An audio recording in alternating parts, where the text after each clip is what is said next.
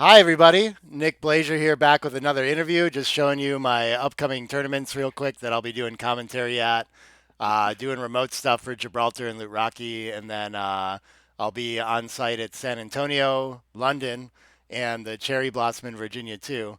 But yeah, today with me to talk on the channel, I've got Justin Knoll. Yeah, welcome, Justin. Say hi. Hello.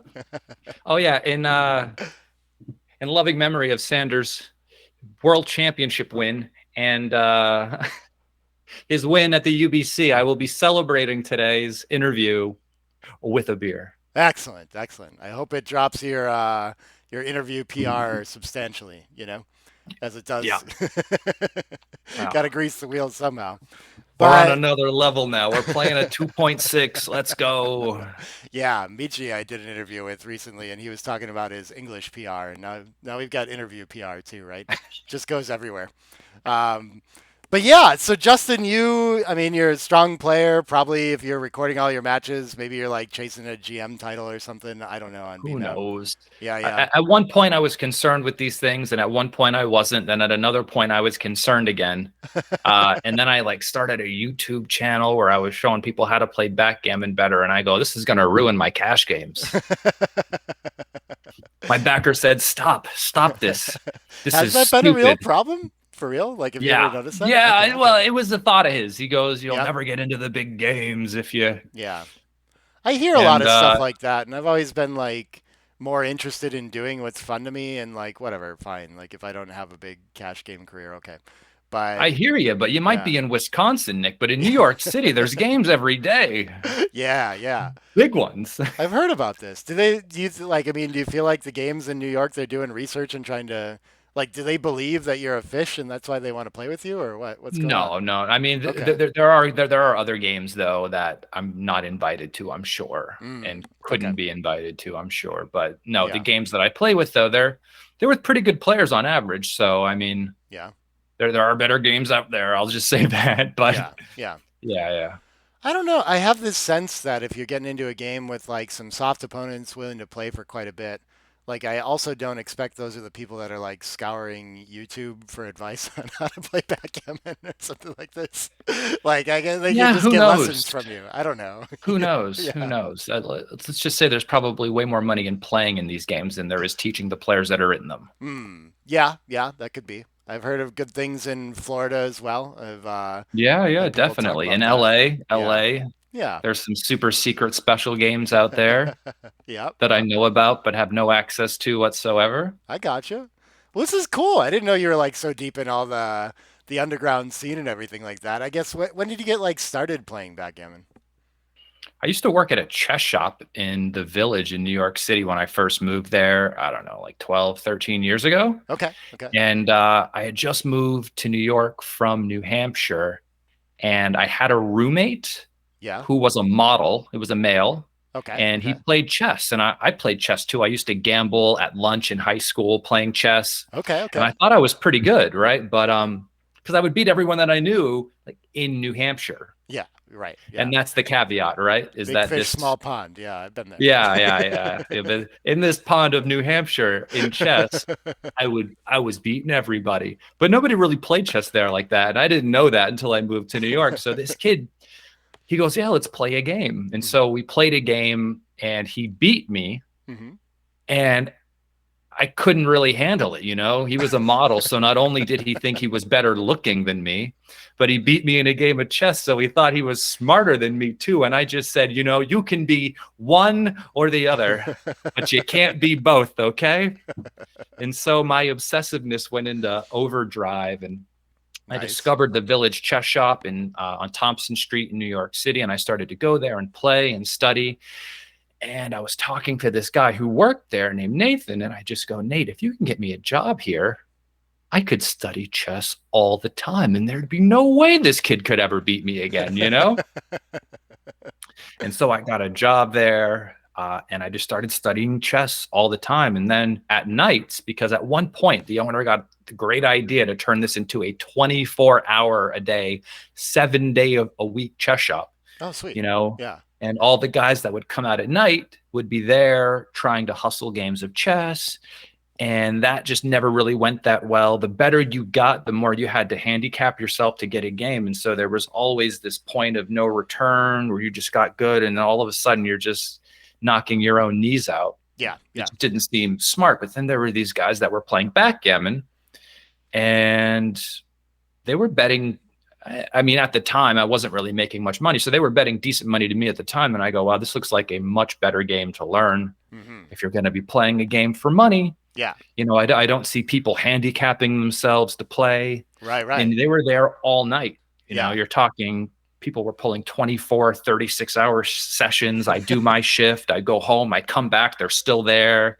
They haven't had water. They look like a mummy. It's just like, I go, yeah, this is my style. Let's do this. It's a glamorous scene, yeah.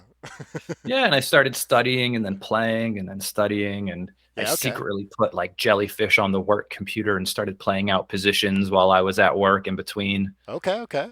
things, playing out the positions from, what was it?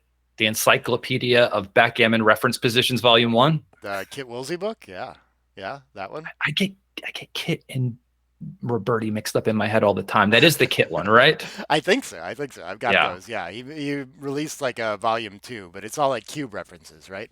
That you're talking about? Yes, Yeah, definitely. yeah, yeah, Definitely. yeah. That's a nice one, man. He does a good job with like variations in that one too, and I think it's the right way to study cube action too, but just like these little Yeah. subtleties there. Yeah.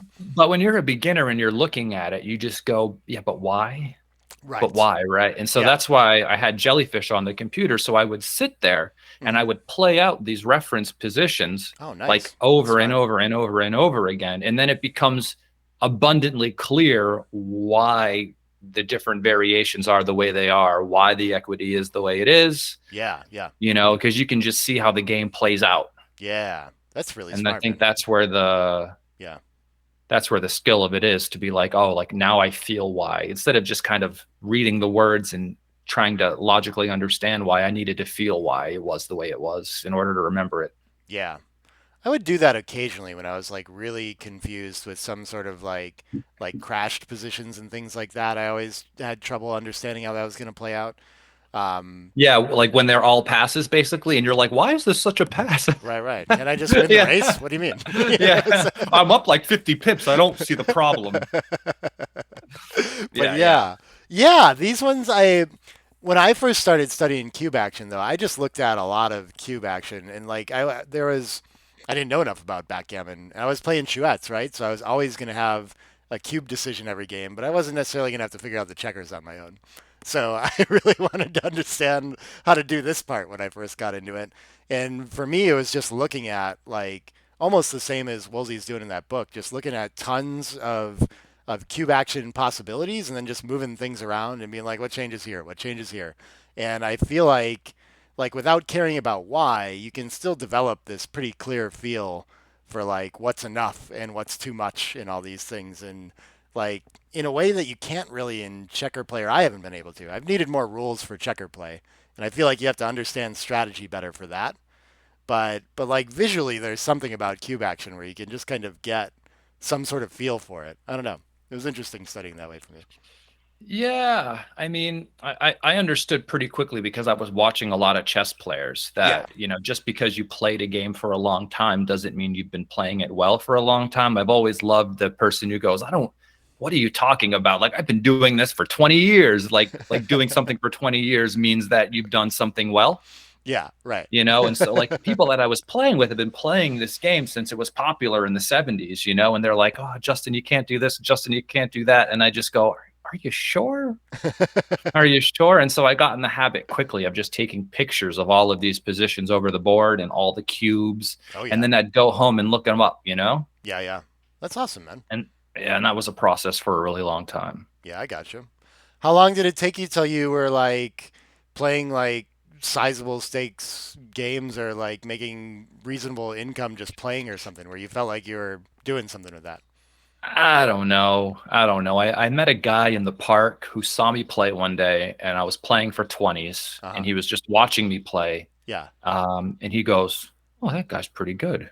Maybe I can get him into some games." And he ended up being my backer Oh, and nice. now really good friend for years. He guy didn't know me from Adam, and he just put me into a bigger game and just, I don't know, met me one day, maybe a week later, handed me 20 grand and said, go play in this game. And I was just like, you sure I'm going to return with this? That's awesome. You Okay. Okay. know, Yeah. I'm like, oh, I could, oh, someplace to be, you know. Okay. But yeah, no. That's cool, So, I man. mean, Yeah. that was my introduction to the games. Is the guy put me in some games after watching me play in Union Square one day. Yeah. Yeah. Badass. Okay. Okay. And so I was just, grinding smaller stakes, $5, $10, $20 a point games. Yeah. Yeah. And yeah, and then just started playing other games after that, really. I gotcha.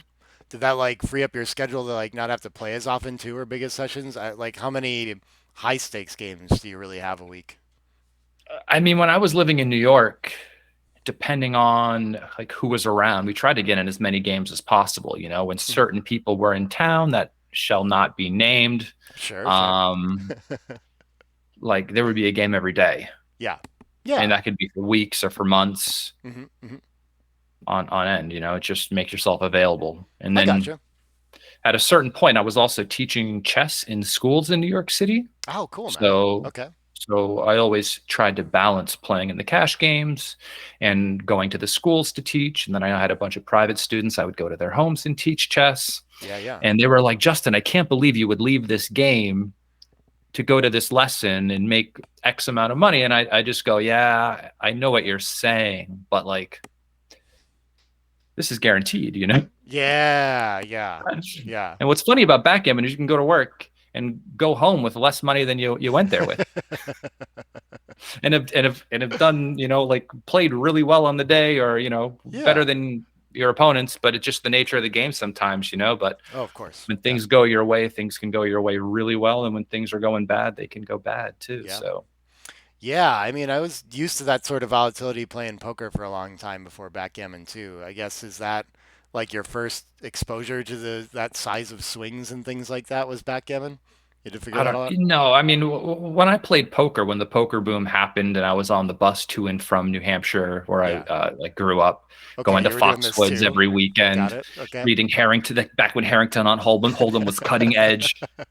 Books on poker, I think basically I would have be that on a my sit shelf. there, Yep. wait for cards, like when that was enough to win, where everyone thought they wanted to be Gus Hansen and they were just going all in with seven deuce and then trying to show you a bluff. Yeah. And you could just sit there and wait. Like I didn't lose a session really. So no, I didn't really have many swings during those days because everyone was awful, like It was pretty really nice. bad.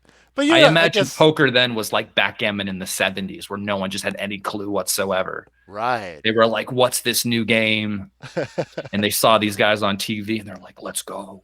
It's so nice to imagine those glory days of backgammon that way too. Yeah, it's just so dead now, and like poker's catching up with like people are aware there's analysis out there and like right and wrong, but it's still there's still this like mystery to it where like I feel like poker really believes the poker community really believes like well you can do better than the AI and it's not the only way and it is situation dependent.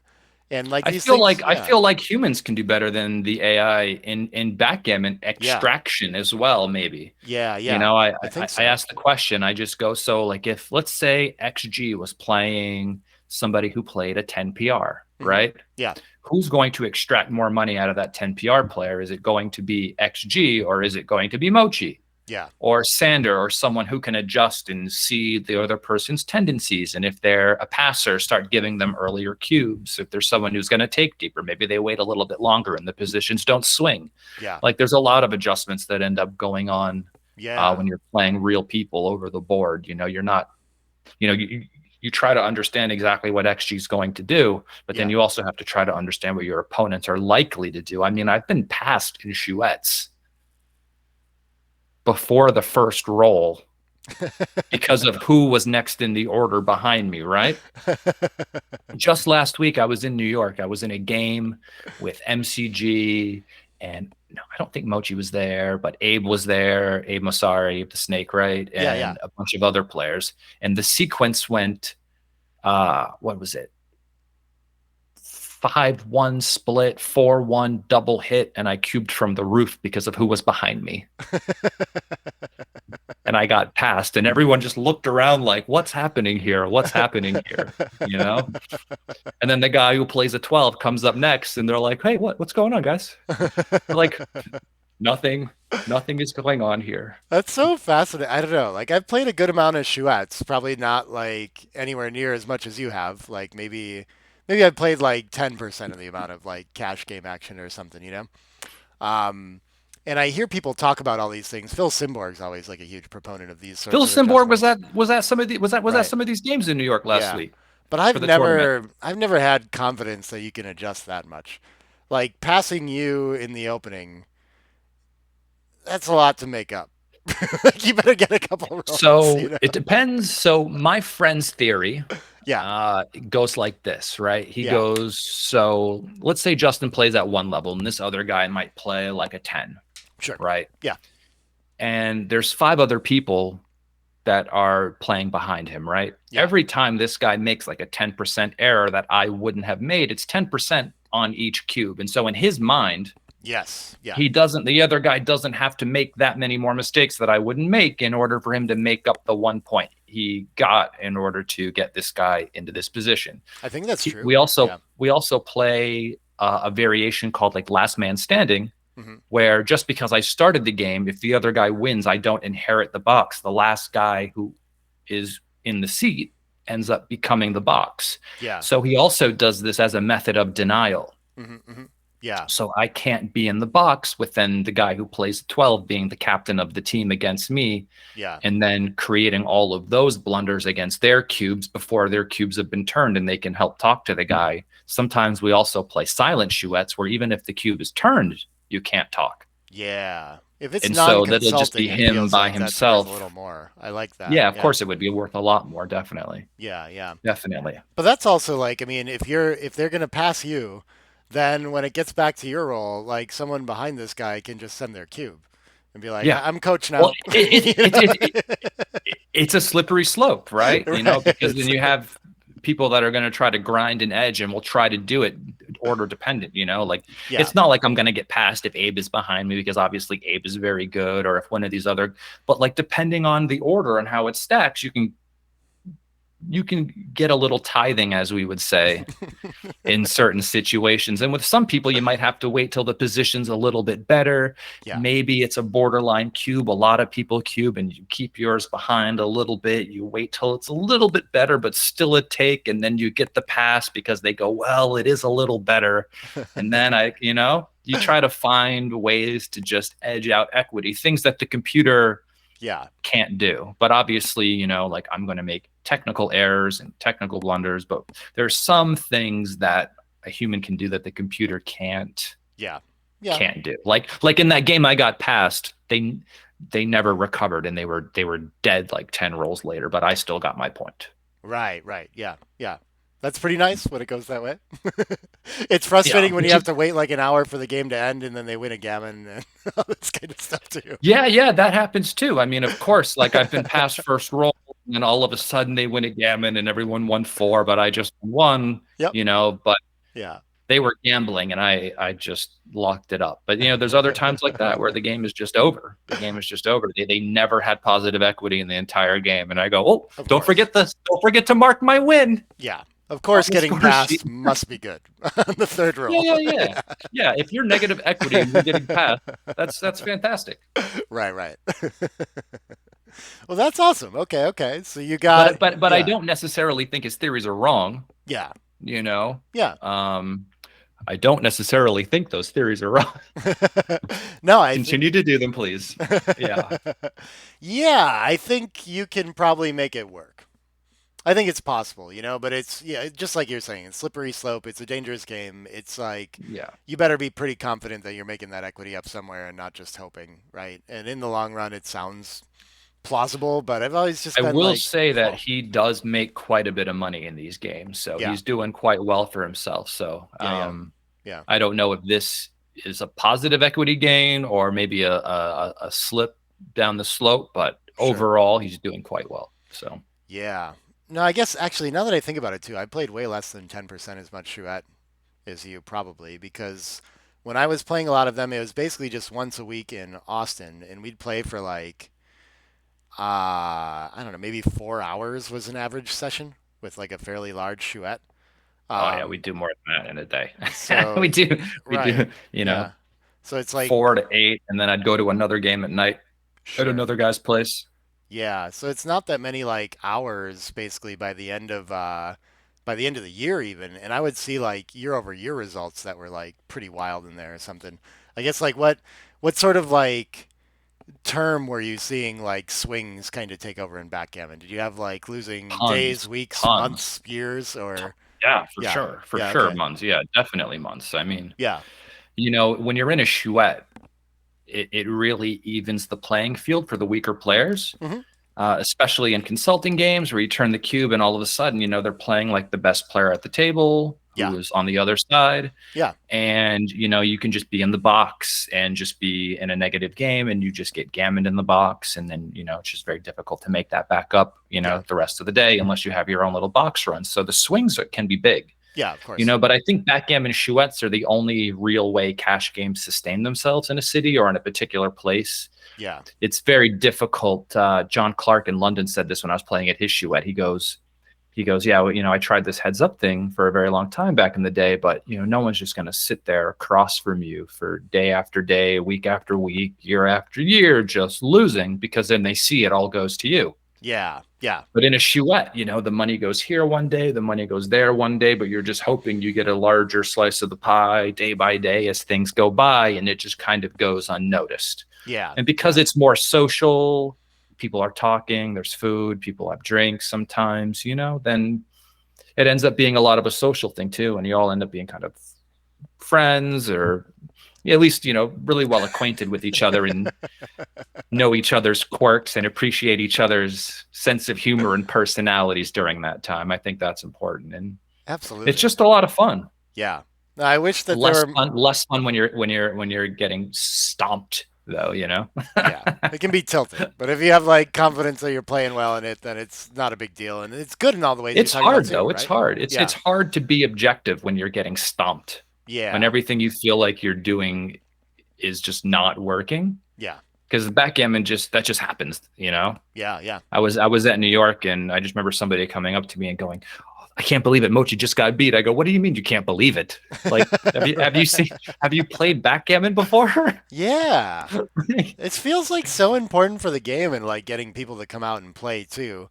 Not like sharks inviting fish into the pond or anything, but like seriously, it's fun to play because you can sit in these games and you can win. Like, of course that can happen. You know what I mean? Like, it I doesn't have matter who taught you are. Yeah, 6-year-olds how to play this game. yeah, And then, with a little bit of coaching along the way, yeah. I just get beat by a 6-year-old because they're Right. just outroll me in a race. Yeah.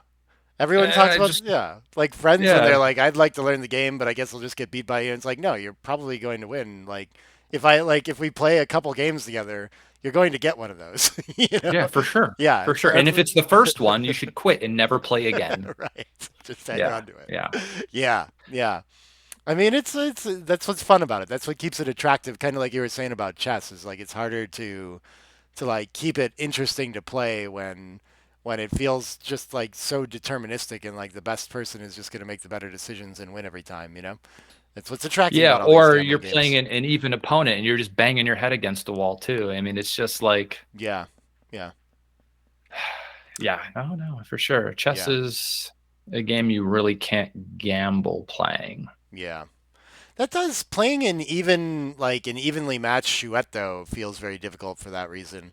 Like depending what the stakes are, like it's not difficult to have like massive 100-point swings one direction or the other if you're playing Yeah. against everyone that's just equal with you. And you know what you're doing is just flipping a coin and it's fair for everybody, right? But like someone's gonna have the way worse Yeah. of it. And The someone's gonna have coin the is way less weighted. of it. The coin is weighted. I've definitely played in cash games, chouettes with Mochis of the world and the Victor Ashkenazis and the Michis and the MCGs Yeah. recently. Yeah. Um, Hmm. and luckily, they weren't the only players in the game, if you know what I mean, right? Right. Yeah. Yeah, of Yeah, there course. were other players that made it kind of worth showing up to, but I like playing against those guys because you have to show up with your A game or at least attempt to, unless the stakes are low, and then do what you want. you know We're playing for how much? 25? Yeah. I took like a 400 pass the other day when I was playing with Mochi at MCG like twice. Nice. Okay. Okay. One of them, I think I took with MCG, and then I was behind him, and I go, "Well, if you took, I'd take," you know. I let it myself, and I just go, "Well, let's go." Like, but for more, I might have thought differently. Um, I don't it's have also that tough. problem. You I just get want to take bored either though way. sometimes, Yeah. like you're at a chouette, and if you're in this game and you pass, you might another hour until you get another one. Yeah. This actually, I mean, this you'll like this story then. Like I remember playing a chouette for like decent stakes in New York at some point, and I got into a situation where I was against like the right people, and it was like a back game that I had. But I mean, it was a disaster. It wasn't timed, and it was like I mean, looking at it afterward, it was like a 700-800 pass or something like this. But I was Yeah, looking at yeah, over the board, like maybe it's like a 200 or 300 pass. Maybe I should yeah, try yeah. to like eke this out. Maybe, maybe I could take these. Yeah, And like so I a did lot of that. those Yeah. early back Yeah. game positions, you're in an ace deuce sort of game, but they have the five mage, you're down like 40, 50 pips. They're all just like passes. Right, right. Yeah. Uh, like you should know that they're all just kind of like these ace deuce games are just terrible games. You Right. fall into them. You don't necessarily want to be in them. Yeah. But this is all the Uh, chouette logic where you're trying to figure yeah, out how to like scrape something extra out of it and you get this yeah. idea that you can outplay someone. And then I I had to, like. I Yeah, go ahead. to finish the story, I accepted a couple extras as a result too. And it was to the people that offered them, it was so tilting to watch because they're just like watching these people not quite be able to manage getting this back game home, and I'm getting like way more hope than they showed. They're just like everyone at the table is sweating, you know. Did you win the game? No, no, I lost it. I No. saved the gammon, I think. Yeah. I think the extras sober me up sometimes with my optimism. Yeah, yeah, And I just go, "Ooh, do you really think it's that bad?" You yeah. know?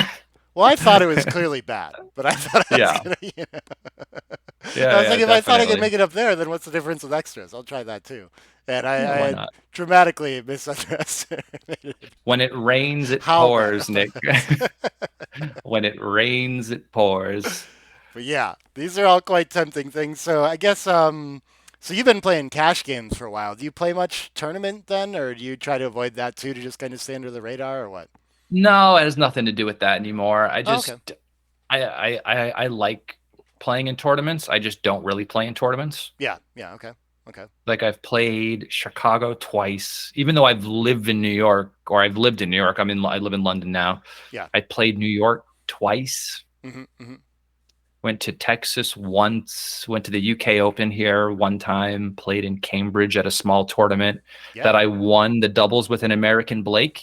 Ah, okay, okay. Blake Nice. Blake always wins doubles. Nice, man. Okay, okay. Yeah. I think that's it, really. Wow, Oh, okay, okay. yeah. And what So I mean I enjoy them, yeah. but I just you have to kind of treat them like a vacation when you go, if you know what I mean. You can't Yeah. necessarily treat them as like profiting opportunities. Yeah, no, the scene is not like grinding out cash games and making a living on it. Like I think maybe if you have other opportunities at the tournament or something, but I don't know. Like I explain that to people often that I don't think there's any people ask if there's professional backgammon players and the answer is like yes, not a lot of them, but I don't think there's really like professional follow the tournament circuit players like there are in poker or anything like I this, mean, you there know? are a ton of follow the tournament circuit players, Yeah, right? right. A lot of the same people show up to the same ABT events, Right. Yeah. every single one. Yep. And a lot of the same guys win, you Yeah. know? Hmm, hmm. So I'm sure if quite, a few of them out there, I'm sure, what is it? Fogerlins and what's the other guy? Ooh, The older gentleman who plays really well. you're describing everyone in the United States right now. Yeah, I forget his name. I forget his name. I forget There's a his lot name. of them that If traveled if you all. said it, if you said it, I I would could know start it. rattling off names. Are you thinking of Ed Okay, O'Loughlin do it, gets a do lot it, of do it. credit that Yeah, way? that's the one I'm talking about. Yes, Ed. I figured it He out. must be he must be in the green by a lot, right? He must be in the black. I don't know, man. It's I'd have to see the books on it, but like they have to spend on travel and stay in places, and a lot of those Yeah, that's guys' the hard results part are, yeah, is the travel and the hotel stay just add up, you know? right. And Yeah. even though I could afford to do it, just I look at it, I look at those trips as, I'd like to, Yeah. if you win or win something, try to find a way to break even at least, or if there's Yeah. cash games there, you can justify it a bit more. And there's Mm. always cash games to be played in New York, even when you show up to Yeah. the tournaments. If Yeah. you get knocked out early, there's cash games there, If Yeah. Abe is on the way there, all of the electricity is around Abe and him playing in the game. He'll challenge anybody. He was in Chouettes with Mochi, just like the videos on my channel this year, and they played a Chouette with Nevzet again, and I just didn't record it. Yeah. It's just like Yeah. let's let this one be organic. Yeah. Yeah. That's cool to have though. Like I And really I hopped in and mixed it up. Ryan was in there nice. playing too with all the monsters. Okay, okay. Sweet, sweet. I got to catch up on those. I'm like sad that we don't have more produced chouettes or something like that. I think like all the poker streams, it would be cool to just have like the organic banter around like all the characters you talked about and getting to know each other and like you're friends, but like you just know each other. I don't know what to call it. Frenemies. Yeah, exactly. But you're competing with each other, and there's like, I mean, it lends itself to some pretty entertaining conversations and stuff like that. So I don't know. Yeah, I Yeah. mean, just having a mic around the board and maybe like a face cam to catch all the action of how the players are moving and just Abe calling everybody an idiot and then being wrong. Yes, exactly. Yeah, Great. we need all You this, know? Yeah. To try, I mean, it's another thing that I hope, like, I like doing commentary and all these things to try to hopefully like show people why it's fun to be out like joining backgammon in tournaments and stuff like this. And this is like a whole part of like backgammon's existence in the world right now that no one can really see from the outside. Like you just don't know about it, right? Yeah. Yeah. Tournaments are hard, I think, for beginners too, because Yeah. the cost of going to and from and them just being in different places and Right. then just the entry fees cost for someone who just kind of wants to play around a little bit. I Yeah. feel like Yeah. there was and still is to this day, Rich Munitz hosts a New York City backgammon meetup group Okay. that I joined when I was a beginner as well and Oh, just like nice. started showing up and he would do clinic matches for people for free. Oh, And so cool. it would be him versus like one player who made all the final decisions at the board, but everybody there could chime in on what they thought the best play was and why. And it was like decision by committee sort of Okay. atmosphere where we're all just kind of having beers or drinks or food and just I he gotcha. would then tell you why you were right or wrong to his Yeah. to Yeah. his over Yeah. the board and just try to correct people's thinking. And he's been doing this for years. Nice, man. That's super cool. Yeah. There's I used like, to show up. Rod Coughlin was there. You know that guy? no, I don't. Wait, I think I probably know who you're Yeah. talking about, but like I Yeah, haven't heard all the yeah, stories really. I'm not caught up yeah. enough on the lore. No, I don't even want to talk about it. Fair enough. Okay. Okay. Ooh. There's lots of cool, like small, successful things like that, but it's not like the easiest thing to find either, right? And so, it's I don't know. It'd The be cool meetup to, is really big actually there. yeah, yeah, And it's so centrally located, but it is New York City, right? Where right, yeah, everyone can kind of get to the center of Manhattan pretty easily, depending, like, regardless of kind of where they are in New York. yeah. I gotcha. So, I mean, it's really, really quite nice, actually. Oh Anytime yeah, I'm back and there's one going on, I always show up. yeah. I want to see that like reproduced more. Or, like I don't know. I guess it'd be cool if people knew as well. Like, do you get like traveling people coming into that? Like, I don't know. If I'm visiting New York for whatever reason, it's cool if you know that you can go play backgammon at the Yeah, club of or course. something. I You mean, know? if Yeah. you time it, you just go on the meetup website, sign up. It'll show you when Right. they're happening. Yeah, man. Cool. And that'll be there. When the weather's nice outside, there's always the hustlers playing for $5 a point in Union Square. Yeah, yeah. They're always out there. They'll play you for a few games unless you're better than them, and then they'll kick you off the board pretty quick. Okay, okay. They figured that out quick, huh? They have to, right? Yeah, For yeah, I suppose survival. so. But That's awesome. It's a whole but side of backgammon that I never got into. I yeah, don't I would know. show up out there and play the guys for free and just kind of coach them on some games just so they could get some experience. If they're going to be out there all day playing, you might as well play well. Yeah, yeah, yeah. That's cool, man, to get involved that way. Yeah, I never I've known like. those guys forever, though. I've known them because they all used to come into the chess shop. Yeah, yeah. That's super cool, man. It's fun to hear that like path. It would be fun to get like into a bunch of cash games backed and all this stuff. I've like explored it, but I always seemed like I have a more clear path for myself working on like the education side or something like that, you know. But I'm intrigued by it. I don't know. It's fun to hear stories by it about it. Yeah, it's like throw you into the deep end, test by fire, Yeah, yeah, see who comes out alive sort of deal in New York, which I kind of always liked. yeah, yeah, I've never been afraid to jump into the deep end, so yeah. Man, that's wild though too. So the first time you got backed and threw on into like some big games, did you come back a winner or? yeah, yeah, Yeah, or else the guy doesn't back you anymore. that's what I was like wondering. It's just, I mean, And which then is and then it's okay to lose later. it's such an amazing like gambling it like just success in general in the world. Like you just got this opportunity and you flipped a coin and you came back like positive. Like we know in the long run either could have happened quite easily, right? And like probably what makes your profit is like you lose a little and win a lot, or who knows what's going to happen every one day, you know? Yeah. Yeah, Yeah. I mean, I saw a guy come into the game one time, a younger guy who was just learning the game. And before he even got good, he had like a positive run that was just like into the hundreds of thousands, yeah, right? yeah. And he was just like, I am the best in the world, right? And I was like, you're pretty good. I'm not gonna lie, but like, Yeah, but then it's funny because as the years go on, right, as yeah, the variance just kind of evens out, and then you just can't expect to win like that all the time. Everyone has stretches where things go really well. yeah, Then you're going to have stretches when things just aren't going your way as well, yeah. and you just have to realize that like you could be playing the exact same way, same level, and the results can be that way up or down. Right. And it's just the volatility and variance built into the game of backgammon, which is why you Sure. can get weaker players to play with better players and they can Yeah. just whoop you.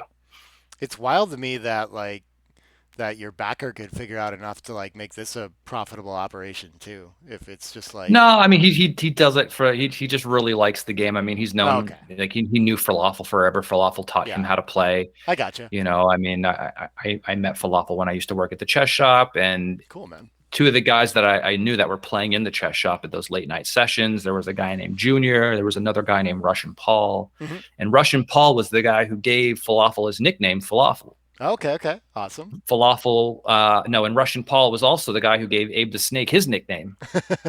And I remember hearing that he gave both of them their nicknames. I went to Paul one day. I go, Paul, you've known me for 13 years. I have no nickname.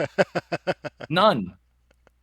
He goes, Justin, can I call you Justine? And I go, no, you cannot call me. Oh, there was a Justine backgammon board by mistake, right? The Justine McKenna one Oh, yes, there was. That got shipped to him. Was it from from I FN. forget the name. Yeah, Yeah, yeah, yeah, yeah. yeah, yeah, yeah. That's a popular Well, backgammon, nickname. I'm not, It's coming as a back. kid, I remember I ordered through school one time a custom Christmas ornament and it came back the same way. Yeah. Okay. Okay. Yeah. Sweet. And so you always remember that. And you're like, maybe someday. Maybe My mom still wanted to hang it on the tree, and I go, no, we're not. you It's can't going in just the trash, mom. X out the E or scrape it off the Yeah. ornament. I don't know. No, No. no, you just throw it in the bin. What are you gonna do? Buy a new one. It's the new way of the world. Yeah, yeah. But so how'd you okay, you play a lot of cash, you do well there. Is that like your primary job then, or what do you think about then too? It, Or it it was when I moved to New York. It was okay. like I wouldn't say primary. I would say it was a very nice supplementary income to the teaching of the chess. Yeah, yeah. Okay, okay. Yeah. Gotcha. So chess was still doing better. Interesting. Yeah. Yeah. No, I Yeah. mean I always kept that going pretty strong. And it's funny because a lot of the parents that I worked for, they had no idea how to play chess whatsoever. Yeah. But Yeah. in New York, there's a lot of like Jewish families, and they all kind of grew up playing backgammon. And when they found out that I was actually much, much better at backgammon than I was at chess, they were like, "Oh, can you teach my kids backgammon too?" And I go, "Yeah, of course I can." Oh, that's so I'm like, cool. I would prefer it actually. Yeah. And then they get to play backgammon with their parents, which they love. And then I would always tell the kids, and they were always young, like 5, 6 years old. And I just go, now I know when you play with your parents, they're going to try to help you make your plays. Don't listen to them. They don't know what they're doing. Okay. You just do what you do and just smile and nod when they give you their advice, okay? They don't know what they're doing. That's awesome. That's awesome, Yeah. man. That's so much fun to get to teach kids that. You're doing that in person too, then, quite a bit? That teaching? Yeah, yeah, Oh, yeah. sweet. In New York, like I would say half was on person, and most of the adults end up being online. Mm, It's just easier yeah, of because a course. lot of them just aren't in your city Yeah, or just want to meet up at a random time. And I go, oh yeah, no problem. I can just turn on my computer. yeah.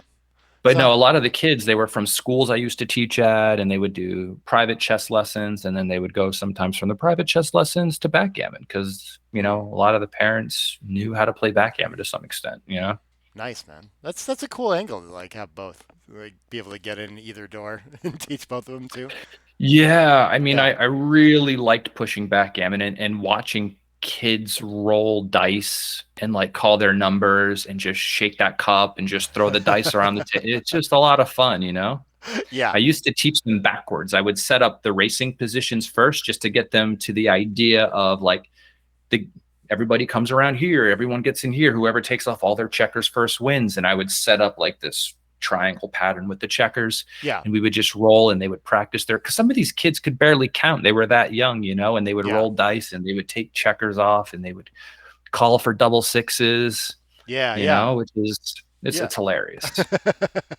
That sounds like And so and much fun, man. and Yeah. they can win, you Yes. know, Right. which Yeah. is something they could never really do in chess, right? Like you're Right. playing a little kid in some chess, and they just you have to like turn off in order for them to win. You have to help them win. But Yeah. in these backgammon games, they can win.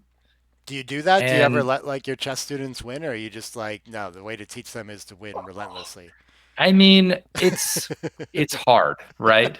But the best thing about backgammon is I don't have to let them win anything. Yes. They can Yes. just Absolutely. win, Yeah. and I think they know the difference. Yeah. Yeah. Yeah. I've never They been know the able to take the difference. pedal off the gas or the foot off the gas on playing against like my nephews and stuff like that. I'm like, this is how you're gonna learn the I want to game. crush them too. Yeah. I met my Exactly. wife playing backgammon in Bryant Park in New York City. Oh, that's amazing. Okay. Yeah, and she beat me Yeah. in like a 5 point match that we were playing, right? Okay. Okay. And we went out to food after. Like I just met her that day and food and a bar and a club afterwards, right? And like she beat me in this game, Okay. So you're like happy you legit, threw like that like. match. And then people go, no, people go, did you let her win? And I just go, no, I didn't let her win. I wanted to crush her, Of course. Yeah. and then and then later on I go, years later, I go, what would have happened if I won that game? Do you think things would have went as well? Because she's pretty competitive herself, right? And she's like, no, I don't think things would have been the same, you know.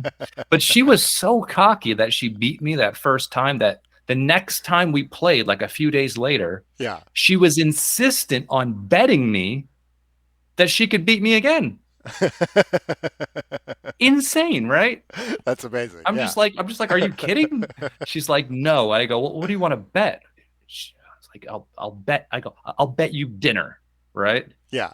And so Nice. I, and so I crushed her, right? And then people go, did you make her buy you dinner? And I go, you damn right I did. Of You course. Yeah. damn right. But I picked That's a bet. someplace cheap, and that was me being nice. But I got that dinner. You can't let them off the hook. The game doesn't work if you do. There's too much variance, man. No, Yeah, yeah. no, it's no fun playing this game for nothing, in my opinion. It's a headache for no reason, Right. Yeah. and then your decisions don't mean anything. Like you taking the cube when the game is worth nothing. I don't even care if we're Mm, playing for $1, but if you're then you just take anything, like you just yeah. not even trying to be critical about the game, like whatsoever. And then all of a sudden it kind of loses a lot of like meaning to me personally to Yeah. watch somebody just go, oh, well, since we're playing for nothing, I'm just going to take. And I Right. just go, well, guess what? Since we're playing for nothing, I resign.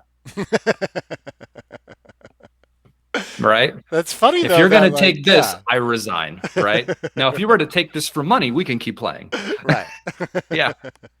It's interesting. Like clearly the galaxy points are enough of something to play for though too, right? Like, No, no, no. I like playing on that. Like yeah, that's yeah, fun for me. But I'm talking like the times that I've played like friends or people that I know for nothing, not yeah, online. right. Online, the Galaxy rating, I They're guess trying. will, yeah, Yeah. of course. Hmm. People don't want to lose their rating points on the website. Yeah.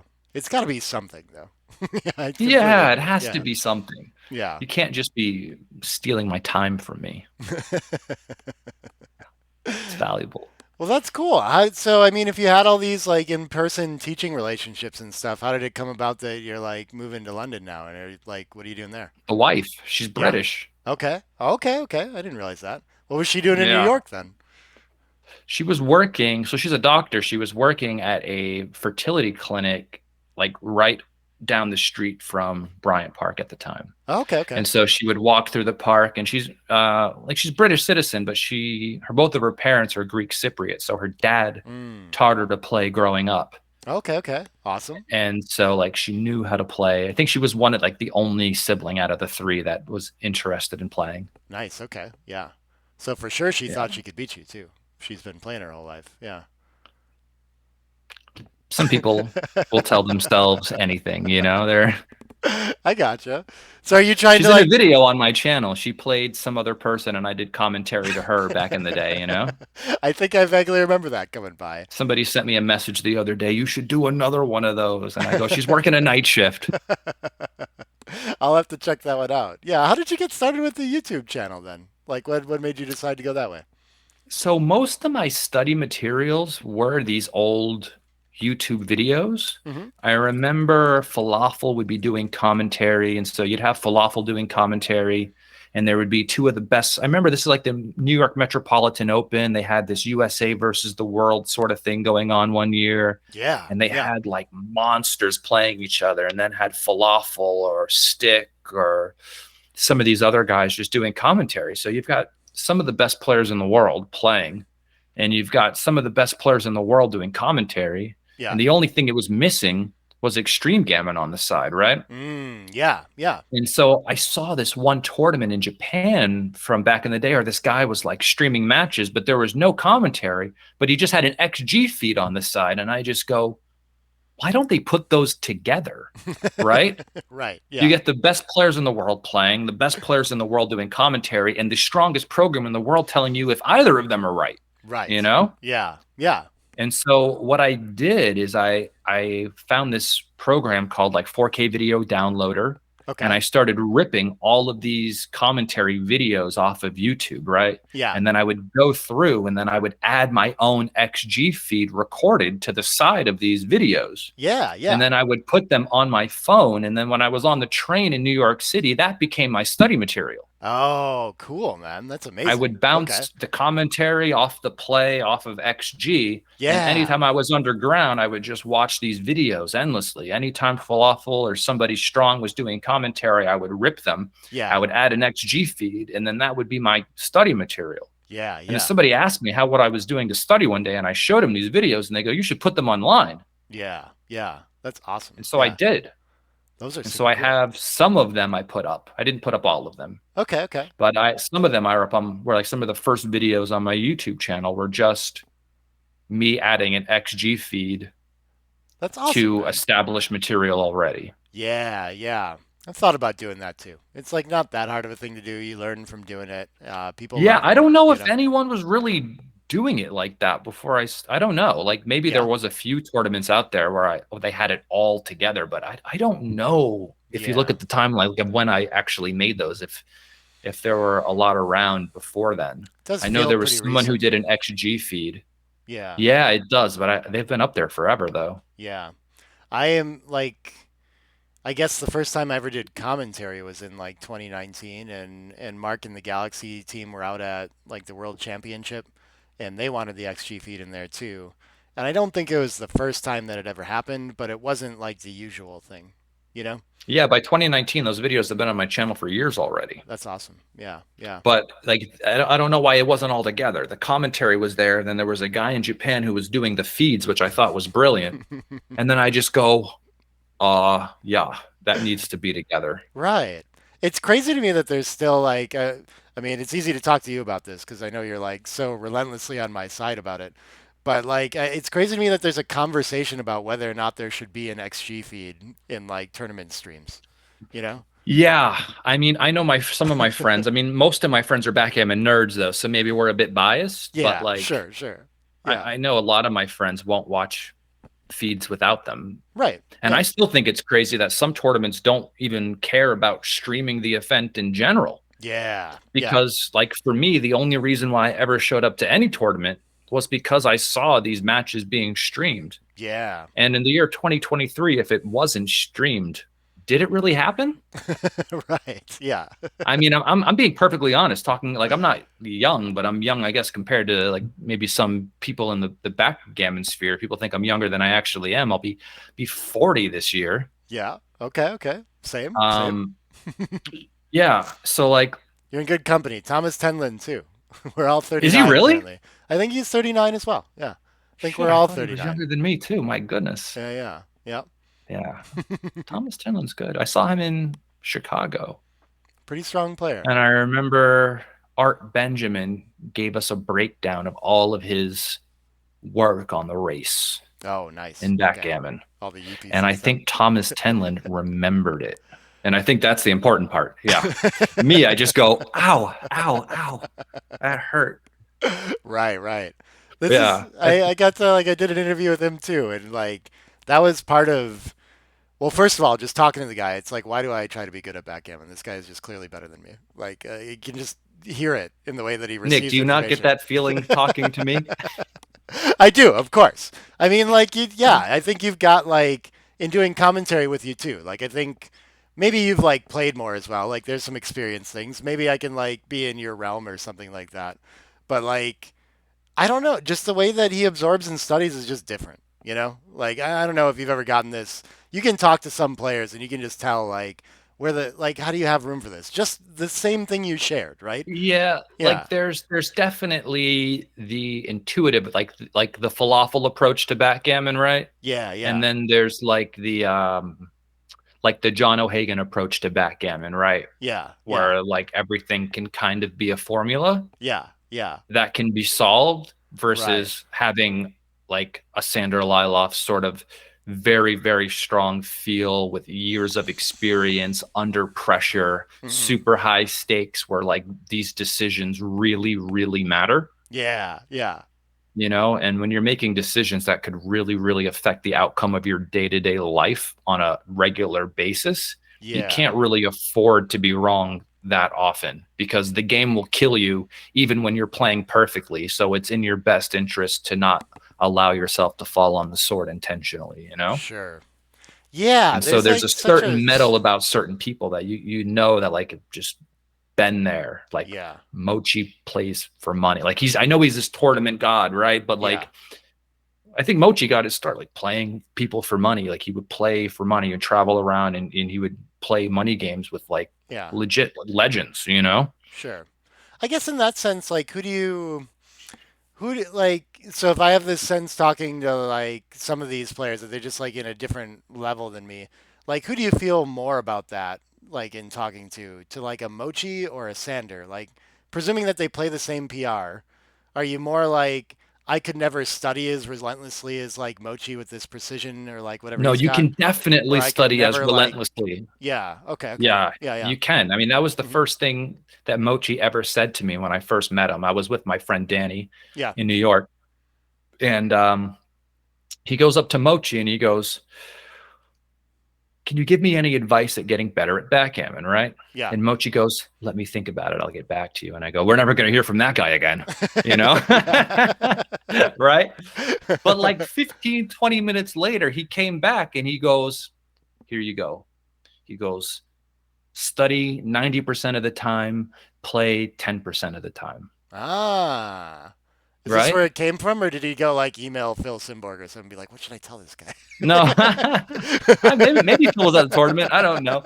But like he came back and that's what he said. And I go, oh, that makes sense. Yeah, And yeah, so like I stopped. I mean, I didn't stop playing as much as I was playing at the time, but yeah, I just added in a ton of volume of study. yeah, So I would yeah, anytime I got sick of watching the videos, right? I would Hmm. read the books that were available at the time. Anytime I got sick of reading the books, I would just watch more matches. And as I was watching the matches, I would be checking everybody's play with XG and just saving files of the blunders and why is this a blunder, playing the games out over and over and over again Yeah. from that blunder to see like how the game flowed after one play versus another play, you know? Yeah.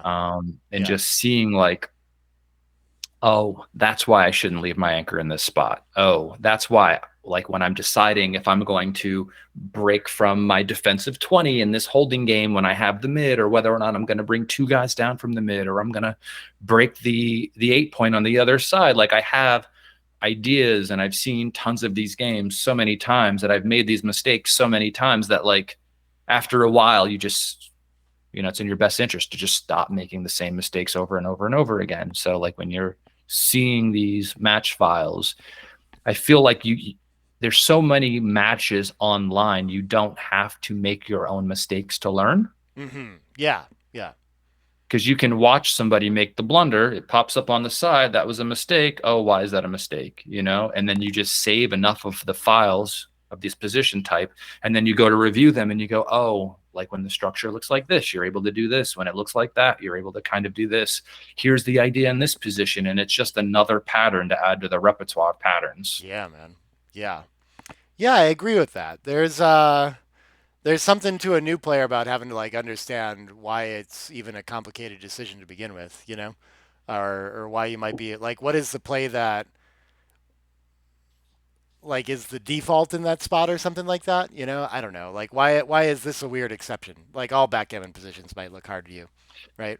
Yeah, I mean, I, Yeah, I approach the game from like a structural standpoint, yeah, just starting everybody off like blitzing positions versus priming positions, and like how you play your structure one way versus another. And it's your structure versus theirs, and you should be making plays that fit your game plan and being able to identify what your plan is in these particular position types yeah, and yeah. just getting people to play those well, just rep after Yes. rep after rep, Yeah. and then play games and go through people's matches and find out like what are their weaknesses, Hmm. like Hmm. what things stand out, what are they not understanding about like the timing in this position, like why are you not running despite being down in the race, is a question that came up to another guy I was Yeah. teaching the other day, Yeah. Yeah. where he would just make plays that would just break his midpoint even though he has a guy on the 24 he could run out, but he's like, I'm down like 20 pips. And I go, but like the other guy still has, he's stuck on his anchor as well, and you need the timing and the flexibility, or else your position's going to be destroyed and he's going to be able to hop out and control the outfield, and you're never going to get around. Right. Right. So even though you're down in the race, you need to run. Hmm. Hmm. Like there's They there's come up. certain They come up. points, and Yeah. then it's funny with certain students, I'll come across their problem positions as I'm playing, Yeah. and then I'll screenshot them and just send them an email, screenshot them and send them an Yeah. email, and I go add it to the folder. It's so much fun when that happens. When you're like, I was just trying to teach this to someone. I've got a position now. Yeah. Yeah, Yeah. or I did, but then they just need to see it another 20, 30 Of times, course. and Yeah. then they see a That's the position repetition. that's Yeah. similar over the board, and they're like, "Oh no, is this one where I should or shouldn't run?" And they might be Yeah. flipping a coin in their own head about whether or not they're going to do the thing they always do or make the other play. And Yes. then Yeah. You're they like might. starting to nail this like study thing that I like. So yes, anyone can put in the same amount of work as Mochi, like we were talking about before. But then you talk to some people and like their retention of it or their refinement of it or like the true like depth of their understanding is just clearly different, you know? Yeah, they have to be able to critically analyze like not only the positions but themselves, Hmm. and Hmm. like find out what their own weaknesses are kind of as a person, and figure out how to work on yourself too. There's a lot of Mm. things that are just a bias that you might have and a feeling you might have that may not be true, Yeah, and yeah. how you can try to, you know, find out what is correct instead of just having a fear of hitting and being hit back in certain positions where like, okay, this is the only way you really get to win. Or the guy goes, but what if he hits me back? And I go, but what if he anchors? You know what I mean? Yeah, yeah. Like the fear isn't getting hit back. The fear is him anchoring, you know? And Sanders said that in an interview. And I go, I've been telling people this in lessons for years. I'm like, if he anchors on the 24 point, the guy might end up winning 20% of the games then and there, Right. Yeah. Yeah, you know? exactly. Yeah. So if he hits you, okay, he might hit you, but at least he's not anchored, and you might be Yeah. able to hit him again and make the point again. And you try, and yes, you'll lose some games doing this, but you'll also lose many games if he makes the anchor. Yeah. Yeah. Yeah, there's like a game flow to this too where this changes, right? Where like very people get confused about like a Pratt method for the cube or something like that and threats and like well I like basically every roll was going to hit so I thought I had plenty of threats to send a cube but like they have a 1 point board or something right it's well that's not really a threat if the hit doesn't do anything right but then you Yeah. can't leave any shots if it's like a 6 point board and that ends the game right and so there's like this flow in there of like when the threats start to be real and like what the biggest problem is it going to be like anchoring or is it being hit? You know, like maybe they don't have structure yet and you don't care about being hit. Yeah. Yeah. Some of my new favorite positions are like taking cubes when you're behind a five prime, but you're not at the edge of the five prime. Okay. Okay. I like to do No, that and be very no wrong. secrets will be divulged in this interview about said topic. I can send you a position where I did that from a 22 point anchor and it was a blunder. And yeah, and I don't learn my lesson from those. I just take I them anyway. did it when Phil Simborg was on the roof, I think, against my broken board in a tournament.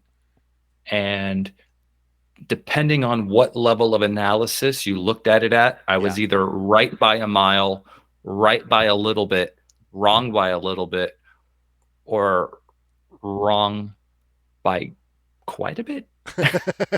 Yeah. Yeah. It like 3 ply, 4 ply, plus, plus, plus. I think I was still right. Rolled it out. I was wrong, Yeah. you Yeah. know?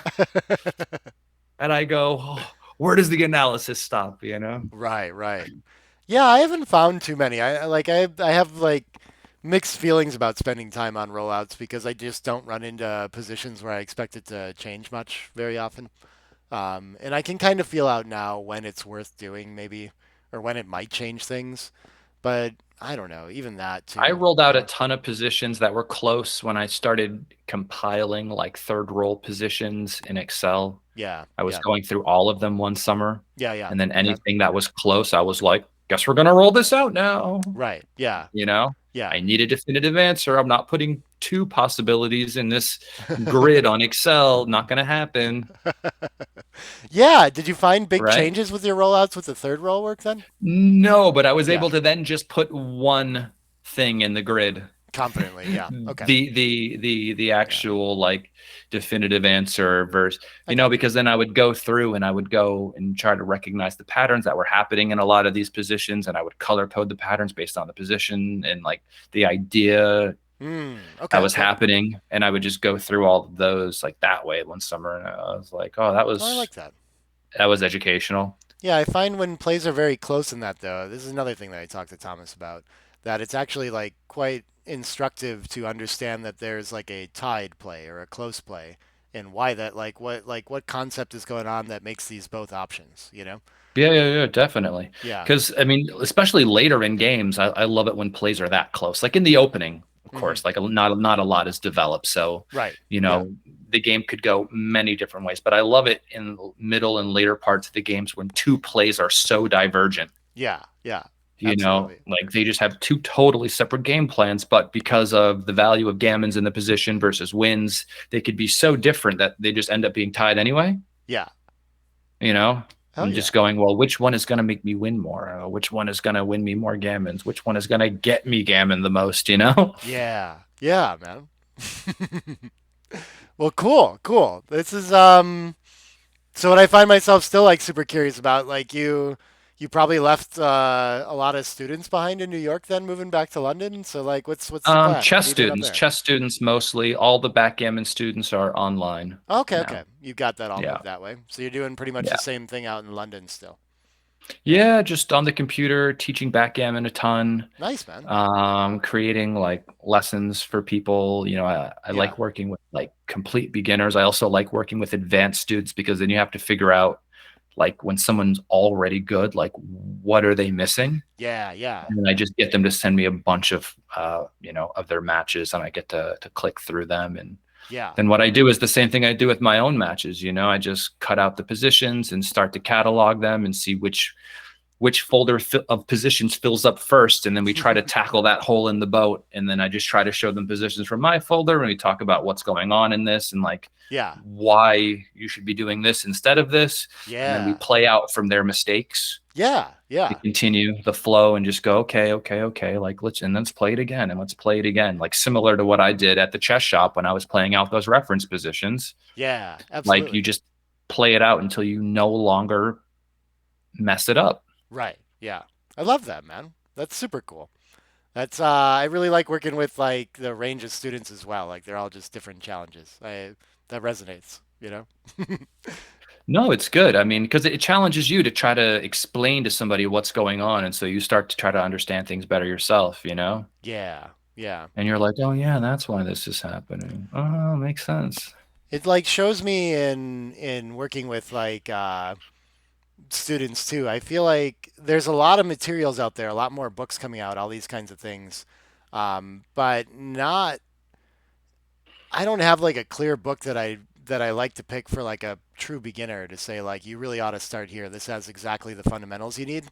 Like True beginner, my favorite is Conquering Backgammon, probably. okay, okay. Which is this like what is Ed it? Rosenblum, I Rosenblum. believe. Yeah, I It, actually it's haven't in read this one. color. It's a hardcover book as well. It's got a Okay. lot of the stuff in there. It's got the formulas for racing and all of these Okay, other okay. things. There's like appendixes in the back. I Nice. think it's really well put together. Yeah, yeah, Obviously Mark has his books as well that are really good, but I'm yeah. quite partial to hardcover books. Sure, sure. I like that you can buy a book and it's still going to be in that same shape 20 years from now as well. The soft cover isn't going to fall apart and Yeah. be torn. So I love that it's a hardcover book. They all feel Also, like relatively technical to me still though. Like this like the concept you talked about starting with like really nailing down the idea of the priming game plan and the blitzing game plan and just these like strategic concepts and like what the fundamental things you should be thinking about are like when you're running and not like all these, Backgammon you know? Bootcamp covers a lot of stuff too that I thought was really useful. I Yeah. mean, all of That those was huge articles for that me were on the studying it. Gammon Village. Yeah. Backgammon Bootcamp I bought twice. Somebody Hmm. at the chess shop when I bought my copy of Backgammon Bootcamp wanted it so bad. He was willing to pay me the cost of the book just so he could photocopy every page. I said, "No, that's crazy. Pay me double the price of the book and I'll give you this right now." Ah, So okay, he paid okay. me like $100 for the book, and I went and bought another one the next day or something, because he was going on a trip. He needed it. We wanted it for the plane. Nice. Always hustling. I appreciate it. This is New York. Right. What am I going to give him my $40 book for $40? No, it's crazy. That's killer, man. Plus, I didn't ask for that price. He offered it, and I accepted gladly I'll take because it. I was Yeah. still working at the chess shop and needed the money at the time. Well, sweet. So you're in London teaching. Have you found like your cash games that you need to get by too out there, or still playing? No. I mean, they're there. Like, Are there? I Are think they? so. I had a friend, I mean, like someone who played in but the but Austin but Chouette. like Whenever he'd visit London, he'd play like a decent sized game there. You know, I don't know if it was the I same as New mean, York, but yeah. I believe there's like a 50s game out here somewhere, but like most of the games do play quite a bit smaller and they're very Mm, far from me as well. got So it. I went to one, but it was so far away. Everybody there was lovely. It Hmm, was a hmm. great environment. It Yeah. was a lot of fun. There was like a tournament and then a cash game going on as well in the same place, Nice. which was Okay. fun, Yeah. Yeah. Yeah. and the action went on late, Hmm. but it was like minimum 90 to 100 minutes away. It was just like Mm, yeah. so far. And when you're leaving at 12 or 1 or whatever, and then London public transportation to get back from these places at a late hour is just not on par with. Oh, really? Okay. Yeah, though, I mean, honestly, the London public transportation system here is awful. Oh, wow. I didn't Yeah, know New that. York, $2.75 anywhere in the city by the train. Okay. Yeah. You could go from as far as you want in the Bronx to Coney Island in Brooklyn for $2.75. You be on that train, and the train's gonna come, and it's 24 hours a day. Yeah, To and yeah, from, to and from. You get to go to these places. yeah. Not only do the trains shut down at a particular hour here, then everything turns to buses. Oh, wow. Everyone's on strike here as well, with the buses and the trains. So they might not even come. And then if you're living outside of like the tube area, so you take like the Southern line in or some of these other train lines into where the tubes are, it might just be like, oh, my train's supposed to be here now. Oh, train's canceled. Next one, an hour. I'm like, oh my God, it's tough. And it's expensive. Mm. It seems It's like a just really like, like there's good stuff to do there though. I only spent like a day or two there. They had some good coffee shops and a nice art museum, and I was like, hell yeah, I would come back here. listen, if you were not living in New York for the last 13 years, I would also agree. Yeah, yeah, yeah. I gotcha. I never found as much of that. It's harder to find in New York for me. I don't know why. Harder to find. Yeah, the coffee shops are like, well, I'm into like the third wave stuff, And I They're had like, everywhere, but I will yeah, say this, Nick. I know you're a bit of a coffee connoisseur, and I yeah, have had one sip of coffee in my entire life. So we're polar right, opposites in that respect. So I understand that your level of coffee that you're looking for is very different yeah, than I would be looking for, because I wouldn't be looking at all. right, right, yeah, But yeah. okay, I can see where you're going there. The thing with Might be tougher for you. I feel like all the really good niche things like that in New York are like hidden in a corner and without a sign, and like they just like put up shop in like an unfinished building somewhere or something because So the that's like what you can trick afford. It's in a closet the somewhere, right? the the, Yeah, the trick to finding those places is either to obviously either be in the know, yeah, or you go onto Google Maps and then you just like look up coffee, right? Because you can't just go best New York City coffee, right? Because they're right, just going to feed you with crap, right? It's just right. going to It's be brutal. Yeah, crap or average or just maybe slightly above, but not the best. But you go on Google Maps, you type in coffee, and then all the coffee shops pop up, right? And then yeah. you click on each individual one on the map and you start going through the reviews and you look at the place and then you Oh yeah, see what your vibe is like. But you got to do it that way. yeah, yeah. That's the only real way, I think. Sounds like a Unless pain you're in in the the know, ass, but man. I'm not in the know because I play backgammon and don't drink coffee. I gotcha. Well, shit. I hope you find your like cash games in London at some point. Then, what about? Me too. Are you still doing anything or like any goals with your YouTube channel, or is that still just like you I shared you mean, I got have a started to like fill a whole niche? video series with Abe the Snake Yeah. playing Zynixiska. Okay. There's Oh, like really? 5 videos You that recorded I this already? have. Very cool. Yeah, Okay. yeah, it's been recorded for a very long time, and people just want me to release it. Yeah, yeah. Uh, And you're the refusing. problem is that requires effort. Ah, okay, okay. And sometimes it's hard for me to find the time, especially now that I'm running like 15K during the day and doing other stuff. Okay, okay. It's Wait. like What does running 15K during the day mean? you run 15 kilometers during the day, Yeah, and why would like anyone do most that? days. I Yeah. don't. I did it today. Why? Why?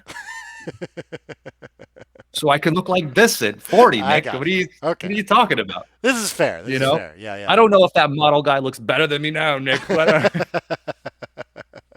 That's too much Asian running, like man. I like fine to get wine in the over here. gym. That's hard though. That's 15K is a lot every day.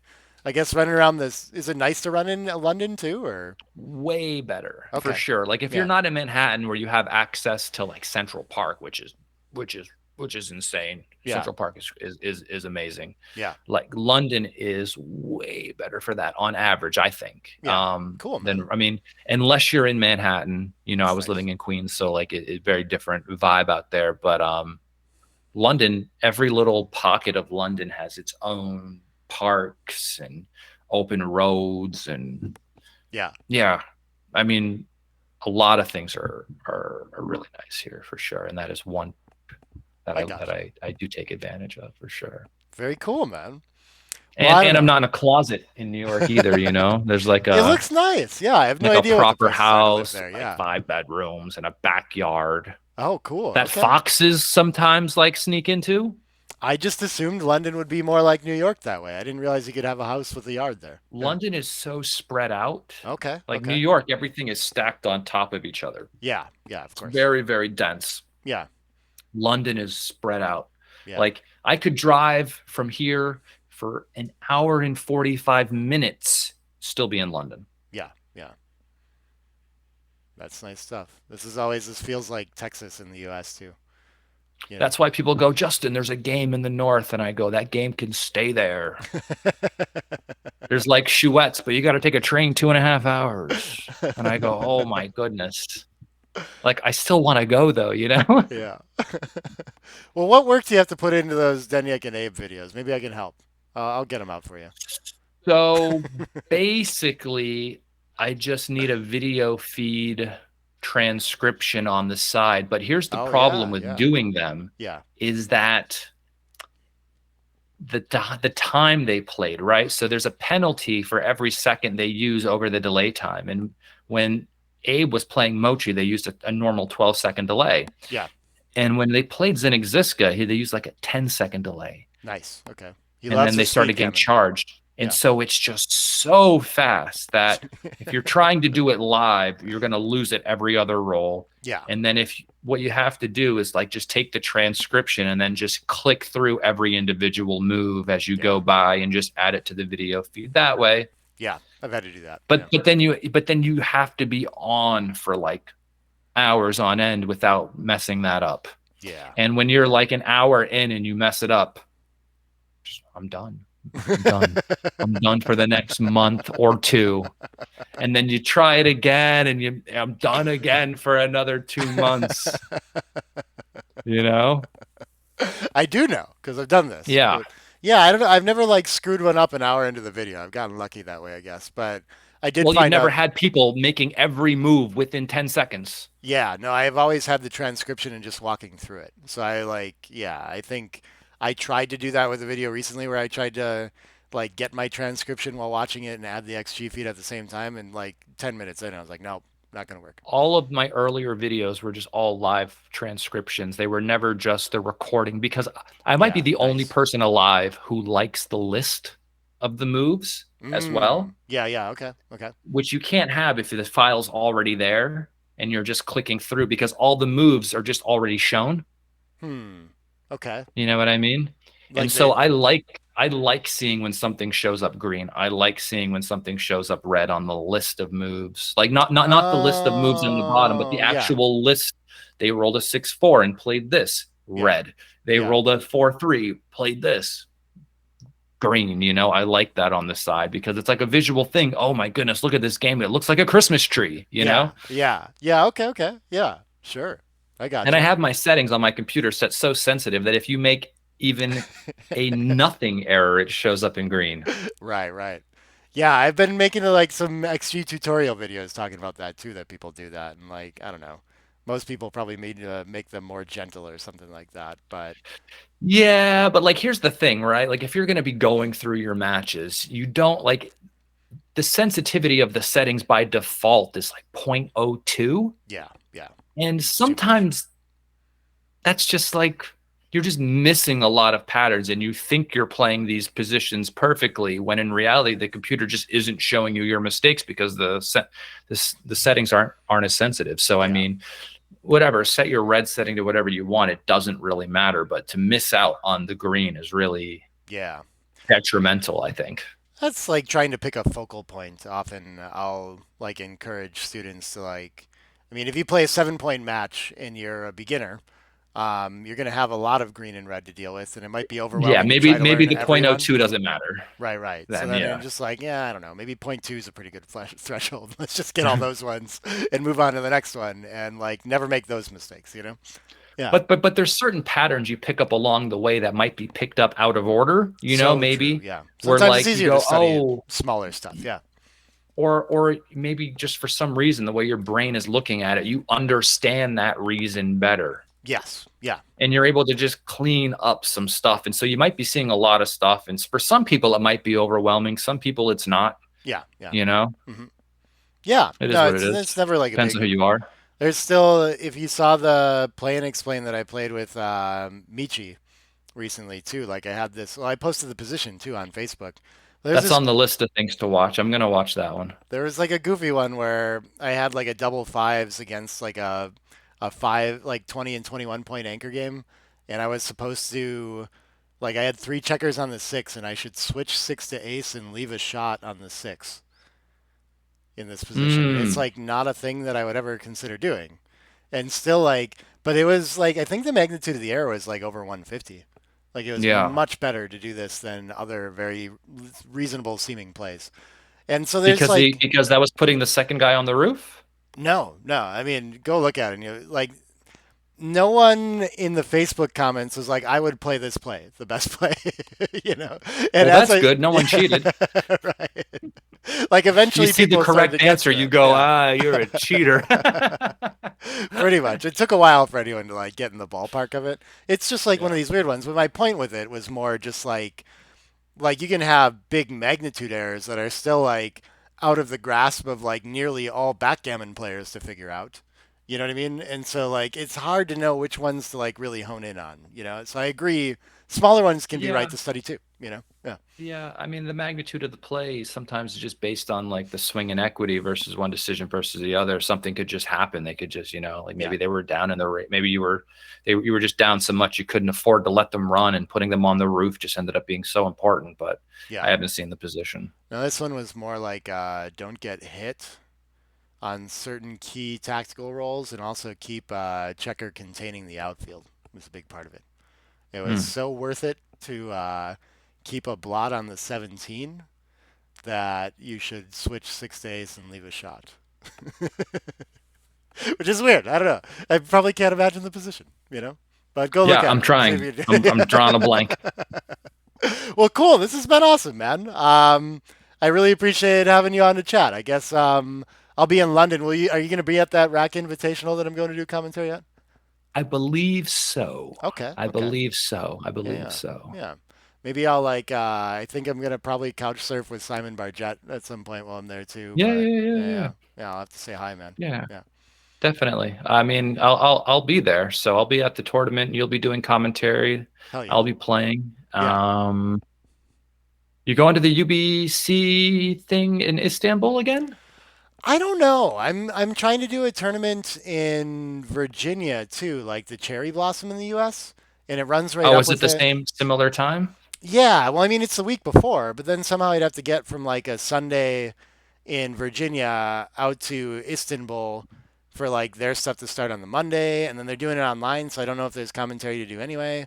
I don't know. Oh, part Yeah, of it is online. So like the first, so they're yeah, because they're inviting more people, not more people, but like yeah, lower rated people instead of just the GMs and special invites. yeah, man. Um, they're doing the first 3 days on computers, but there, Yeah, and then whoever wins, that's considered the qualifying rounds. yeah, Then they do in person over the board afterwards for like the sure. next 2 days. So you actually have like an extra 3 days in between probably before the in person stuff even starts. Yeah, that's what I was thinking too. I don't know. I mean, I've like talked to Mark about it a little bit. I'll probably hear plans about it like the day before or something. I don't really know. So they're they're not usually way ahead of the game with this, like some of the other directors I'm working with. But I don't know. We'll see. Yeah. Who knows, man? I love those guys. They're great. They put on like the best productions ever. Yeah. Yeah. I mean, the concept they came up with and the challenges and then the qualifiers, like I want to go this year. Like I'm Yeah. You gonna be out kind of there? what am I? What did I say last time? Like 87%? I'm probably getting closer to a yes. Nice. I should just book it that way I can't back out. Yeah. I mean, it seems like such a cool experience to participate in UBC in general. But the Stavter tournament that it's like linked up with is really cool too. Like you were talking about, it's difficult for a new player to go find a tournament where it makes sense to like jump in. Like that one for sure. It's like 1,000 players. It's €80 to get in. You play relatively short matches. Like Yeah. no one And has if you any just so chance to win happen to it. be in Istanbul. Right. It's a fun city to visit, I guess is the other thing too, right? So No, it for feels like a sure. big festival. I don't know. I I've been think yeah. before just for fun. I spent like 10 days, not just in Istanbul, but I remember hopping on a bus and going to a beach town named Kash, Okay, okay. Kas or whatever. Got it, Went got it. diving there. They had like an airplane under the water. I got to sit in the seat and do one of these. Nice, man. That sounds fun. Yeah. So, yeah, beautiful town. Always loved Istanbul. Great place. Well, hell yeah. Well, I'll see you in London for sure. maybe in the UBC, we'll see how that all gets organized. I don't know, and I don't know. Otherwise, there's more backgammon, and I'll have to keep an eye on your channel for those Abe and ZZ videos. That sounds like a lot of fun. Yeah, Yeah, yeah. I think I just started talking to MCG. I'm going to do some stuff with him on my channel as well next. But I got to sweet get man. those Abe videos out, or else he's gonna be pissed at me. Abe's gonna be mad at you. Yeah, he just keeps on going, Justin, when are you putting the videos out? Justin, when are you putting the videos out? And I go, soon, Nice. Okay. soon. I didn't know Abe also liked being like on the YouTube and a star this way. That's awesome. Okay. Yeah, I mean, it was his challenge thing that he did with Mochi, and the only way Abe wanted to really do it is if it could be recorded and he could get the transcription for it. He just wanted to see how he would play Yeah. and get like a benchmark for how strong he was playing, Yeah. and he wanted to play the best to test it out Yeah. Yeah. and put money on the line too. He just didn't want to do it for nothing. Hell yeah. And I go, yeah, definitely. I'll record it. I'll do the transcription. I'll give that to you. The Yeah. only thing I want to do is post the videos on my YouTube channel. So badass. Yeah. And with the recent one with ZZ, he made it like a stipulation. He's like, it was like a part of the game contract, because when you negotiate these challenges, there's always kind of a contract that goes into place so everybody knows what they're getting in for, how Yeah. many games they're going to be playing, what the rule set is before they play. And one of the stipulations was Justin gets to record it and put it on his YouTube channel. That was like built into the contract. Nice. And I That's said, a good move. "Aw, Zdenyak's aw, got a YouTube channel too, so that's well yeah, done, I guess, getting to be the one yeah." to No, post he's it. going to be doing commentary, like post commentary on the videos as well. Yeah. And so I'm going to be giving him some of the videos to put on his channel, just like I did with Oh hell yeah. Mochi and Abe, where I Very gave cool. Mochi some of the finished videos. Nice And man. I just talked with Mochi at the end about like the matches and what was going on and all Yeah. that sort of stuff. So Sweet man. Well, I'm looking yeah, forward to it. That's really good they'll be content too, they'll man. be they'll be really, really good if they ever get finished. I put out the Chouette video with Mochi and Nevzet. Yeah. That was recorded a year before. Oh wow, I didn't realize that it had been around that long. Took a while. Took a while. You got to get some help for this stuff, man. We got to find like the video editors and out there, like stuff out there. Let's just say the AdSense isn't motivation. No, I'm kidding. Right, right. I'm Yeah. kidding. No, no, Yeah. no. But it's really good stuff. I can't wait to put it out. But you'll have to. Hell yeah. That's just how it goes. Well, it'll be a little while till Actually, this I gets out can too. wait to put it Yeah. out. I bet this interview it could be out before this interview gets out. Depending on how Wow. we'll see. I just Wow. try to have it on like a timeline, so like I record Wow. them in advance, but we'll see. Maybe that's what this is the challenge. You can have your interview on the channel as soon as you got the ZZ videos out. Don't put this out, Nick. I just like chatting with you, man. Hell yeah, man. It's been great, Justin. All right. All right. Well, I think that'll wrap it up for today. Thanks everyone for watching, and catch more interviews on here on Fridays, position analysis videos on Mondays and Thursdays too. And yeah, thanks again, Justin. Bye, everybody. Come pie. Cheers.